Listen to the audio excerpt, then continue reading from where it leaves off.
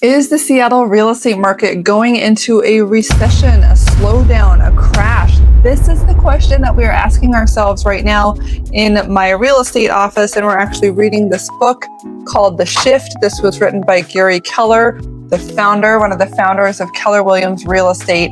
And it's really important to know what is going on as you address the market as a seller, as a buyer, as an investor, someone that's looking to hold on to real estate or determine when to buy and sell.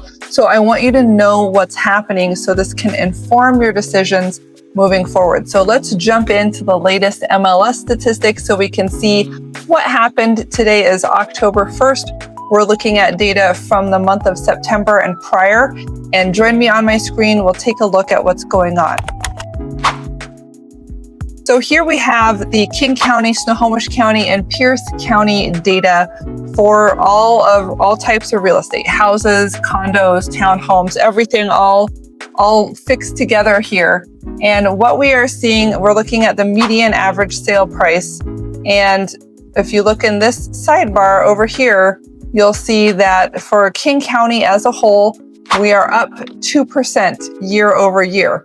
For Snohomish County as a whole, wow, we are down 8% year over year, and Pierce County is up 0.02%, so essentially staying flat. So yes, Snohomish County is seeing a big slowdown, and I would expect outlying areas in King County to exhibit the same behavior. King County is where Seattle is and where Bellevue is, and I'll throw Bellevue up here as one of our persistently hottest markets. And you can see this line, it's been pretty flat and taking a downturn over the last couple of months. As you can see, Bellevue here has been pretty flat and trending down over the last couple of months as well. Although Bellevue is also down 2.5% year over year. But median home price in Bellevue is about $1.5 million. Median home price in King County is $868,000. And again, we do have a lot of condominiums entering the space as detached accessory dwelling units, and we can have up to 4 residential units on one housing parcel of land as we work toward crowding more people into the same space. So that can change a little bit the effect of the data.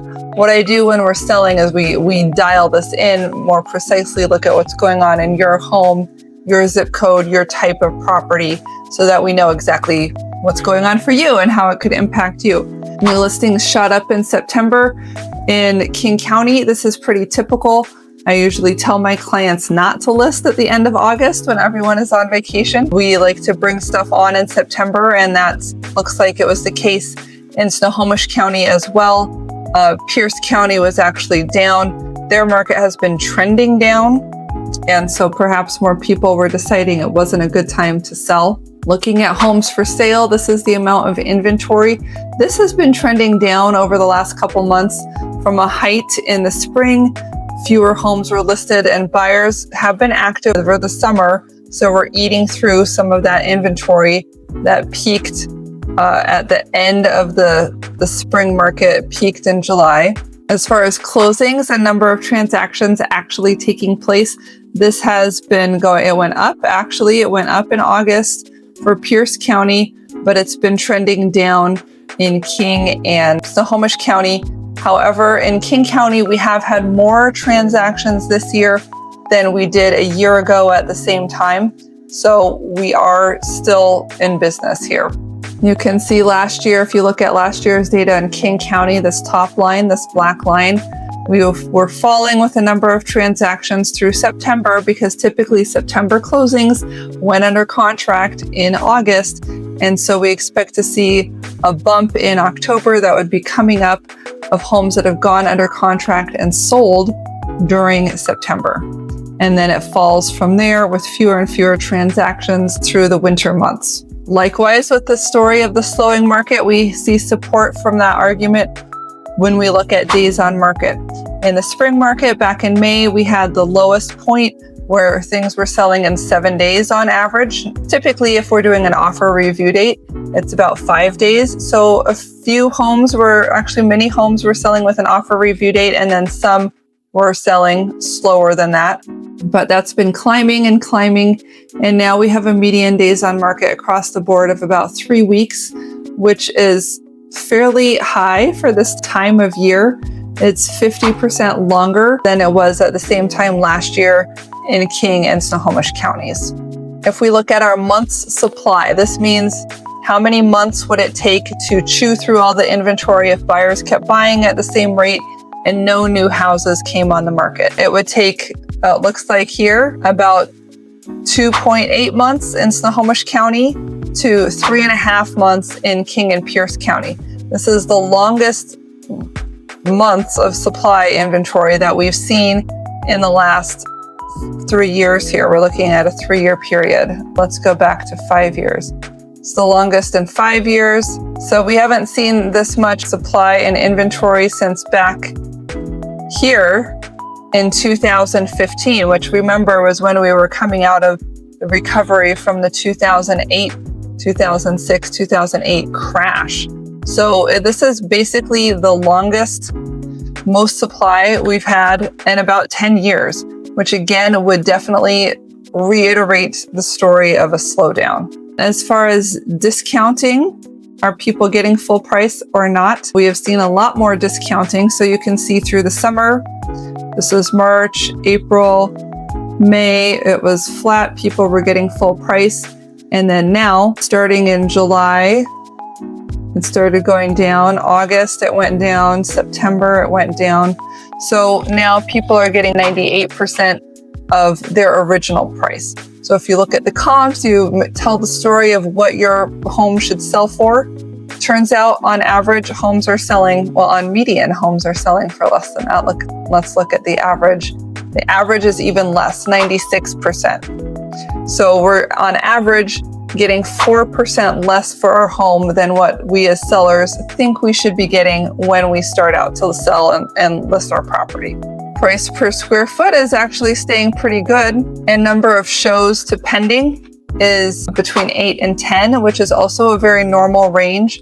So we're not getting tons and tons of people through the property, but typically if you're getting 10 people through, one of them should buy the house. If you've had a lot of showings and no offers, that indicates that people like what they see online.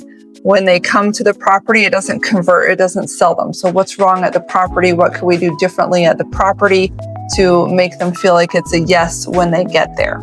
So yes, based on this information that I'm seeing on the MLS, the Seattle market is definitely switching gears from a seller's market to a buyer's market. This is always what buyers say that they want, but buyers often get nervous and get cold feet when it comes time to actually do something. We've had a massive improvement in the interest rates. We're down to 6.2%. Sellers are off, listing a little high. It's time to negotiate on price. It's time to negotiate on terms. You can get the seller to pay for your closing costs. That'll really conserve cash out of pocket. Sometimes they'll do other additional repairs, let you close on the date of your choice. As a buyer, you have a lot of leverage for your home. As a seller, when you're in a declining market like this, if you need to sell, then it's important to not overprice your property. Everyone wants to get the most money for their property. Everyone wants to have a profitable sale. But if you price on the high side, test the market, you kind of waste those most valuable first couple of weeks on the market when your home is new and fresh and exciting and it has the attention of everybody in the marketplace.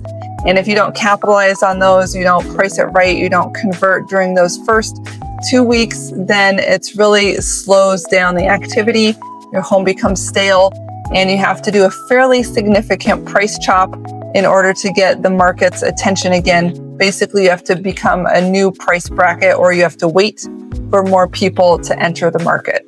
So if you're trying to figure out what to do with your Seattle home, whether you're buying or selling or both, I'm Realtor Emily Cressey with Keller Williams Greater Seattle. And I'm here to help you stay educated so you can make your own smart decisions, and I will guide you through the process.